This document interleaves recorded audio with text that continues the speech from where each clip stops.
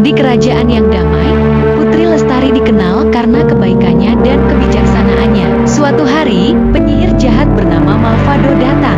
Iri dengan cahaya yang dimiliki sang putri, Malvado mengutuk kerajaan dengan kegelapan abadi, dan hanya cahaya hati Putri Lestari yang bisa memecahkan kutukan tersebut. Putri Lestari, meski takut, memutuskan untuk menghadapi Malvado.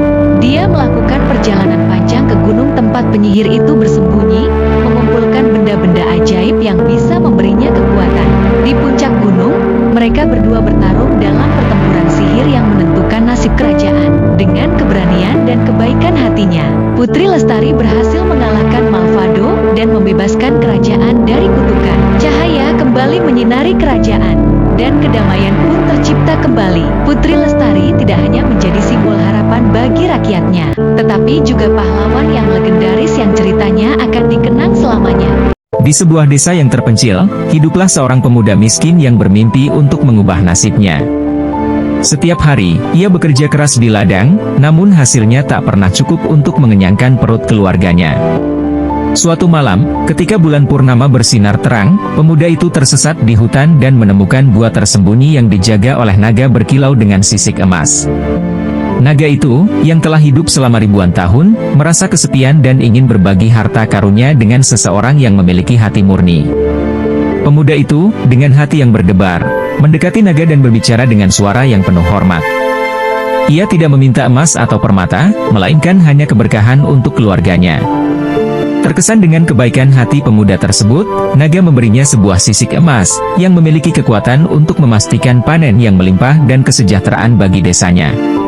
Sejak saat itu, pemuda itu dan naga menjadi sahabat, dan desa itu berkembang menjadi tempat yang makmur dan bahagia. Di tengah hutan yang rimbun, seorang pemburu yang terkenal dengan keahliannya menemukan jejak singa.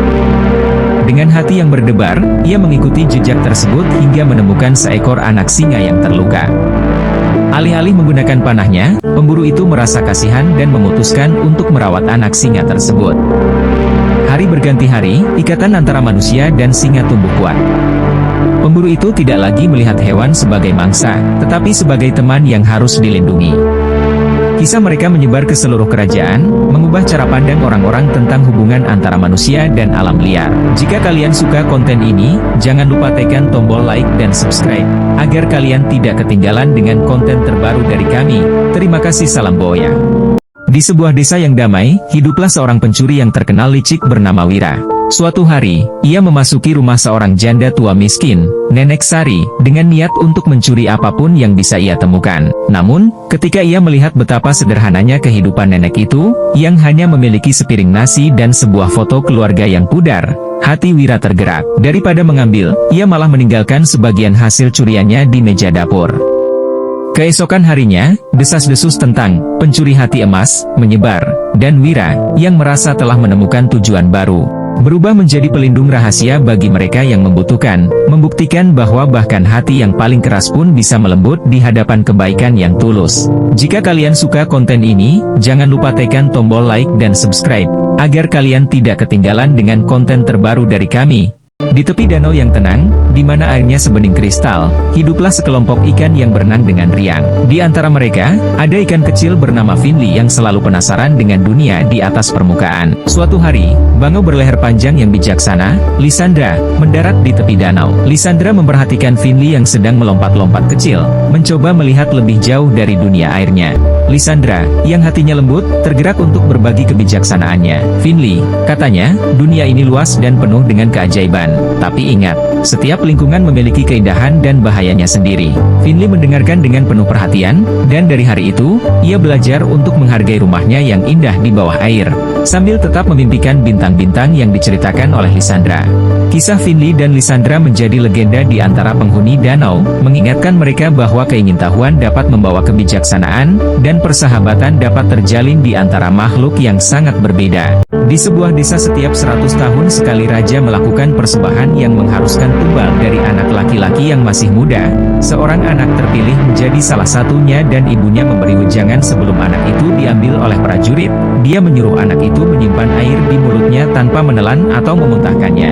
Ibunya berpesan agar anak itu bisa mempertahankan air di mulutnya itu hingga persembahan selesai. Ketika hampir tengah malam, para prajurit menyiapkan sesembahan dengan memasukkan satu persatu anak YG akan dijadikan tumbal itu ke dalam sebuah tong dan mereka diberi kekuatan sihir untuk mempengaruhi pikiran anak di dalamnya, sebelum akhirnya nanti akan dihanyutkan ke sungai besar sebagai sesembahan. Salah satu anak di dalam tong itu mendengar perbincangan mereka, dia tidak terpengaruh oleh sihirnya karena sedari tadi fokus untuk mempertahankan air di mulutnya sesuai petuah ibunya, akhirnya sang nak pun mencoba mencari celah.